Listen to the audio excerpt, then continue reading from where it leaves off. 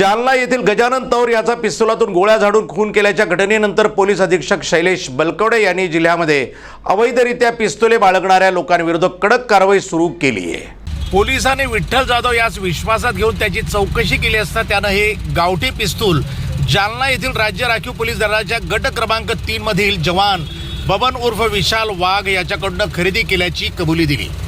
गावठी पिस्तूल पुरवण्यामध्ये SRPFच्या जवानाचे लागेबांधे आढळून आल्यामुळे एकच खळबळ उडाली।